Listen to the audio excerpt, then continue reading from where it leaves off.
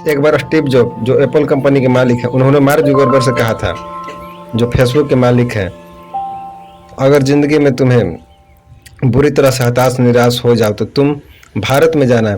उत्तराखंड में एक कैंची धाम आश्रम है, तुम्हें वहां से एक नई ऊर्जा प्राप्त होगी। और मार्क जुकरबर्ग भारत आए और इस आश्रम में भी आए थे। यह बात 2015 में मार्क जुकरबर्ग ने नरेंद्र मोदी से किए थे। तब से इस आश्रम में भीड़ और भी बढ़ गया है और इसकी महत्ता और बढ़ गई है। ओम सभी को नमस्ते।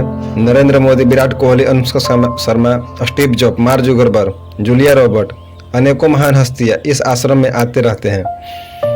बाबा जी के पास बहुत सी ही दैवीय शक्ति थी, यहाँ तक कि डॉक्टर राजेंद्र प्रसाद लाल बहादुर शास्त्री, आपको जान करके आश्चर्यजनक होगा कि यहाँ पर इन बाबा से मिलने के लिए इंदिरा गांधी बहुत प्रयास करने के बाद बाबा ने इनसे मिले थे।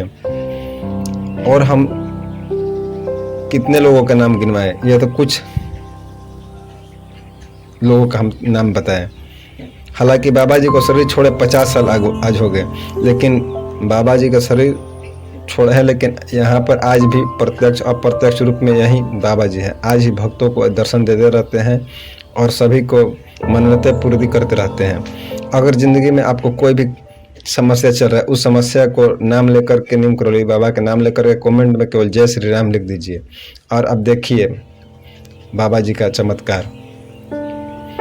और जिसके कमेंट पर ज़्यादा से ज़्यादा लाइक होगा उसको हम हमारे तरफ से उसको कुछ पुरस्कार उपहार दिया जाएगा, उसके घर पर भेजवा दिया जाएगा। चलिए अब आते हैं कहानी पर। बाबा का नीम करोली नाम क्यों पड़ा? एक बार बाबा जी को कहीं जाना था, तो बाबा जी अक्सर ट्रेन से ही यात्रा किया करते थे। उस दिन भी बाबा ट्रेन पर चढ़ गए और फर्स्ट क्लास एसी बोगी में जाकर बैठ गए। तभी कुछ समय में टीटी और बड़े अधिकारी बाबा के पास आए और उस समय हम लोग का देश आज़ाद हुआ नहीं था। बाबा के पास गलती से उनके पास टिकट नहीं था। उनके पास टिकट ना होने के कारण उनको ट्रेन से उतार दिया गया। जिस स्थान पर बाबा जी को उतारा गया वह अपना सामने जाकर के बैठ कर चिमटा गाड़ कर ध्यान में लग गए। अब ट्रेन चलने की बारी हुई तो ट्रेन तो आगे बढ़ ही नहीं रहा था। बहुत प्रयास करने के बाद, बहुत देखने के बाद ट्रेन में कुछ हुआ भी नहीं था, आगे बढ़ ही 1 इंच आगे नहीं बढ़ रहा था। तभी उस ट्रेन में कोई बाबा जी का भक्त था, उसने उस टीटी और अधिकारी से बोला कि बाबा जी बहुत पहुँचे हुए संत हैं, आपने बाबा का अपमान किया है, इसीलिए यह ट्रेन आगे की ओर नहीं बढ़ रही है। तो वो जो टीटी और अफसर थे उसने देखा कि बहुत बड़ा अनहोनी हो सकता है, तो उसके पास अब तो कोई ऑप्शन भी नहीं था। उसने जा कर के बाबा से क्षमा मांगा। बाबा ने उसको माफ़ी तो कर दिए, लेकिन उन्होंने उसको सामने 2 शर्त रखे। पहला शर्त की बोले कि किसी भी साधु संत को कभी तुम इस तरह अपमान नहीं करोगे, और दूसरी बात की इस स्थान पर तुम्हें एक स्टेशन बनवाना पड़ेगा। उसी स्थान पर आज भी वो स्टेशन है, उसका नाम नीम करोली है। आप जब भी जाइएगा तो उत्तर प्रदेश में यह स्टेशन पड़ता है। उसी नाम नीम करोली के चलते बाबा का नाम बहुत दूर दूर उस समय प्रचलित हो गया।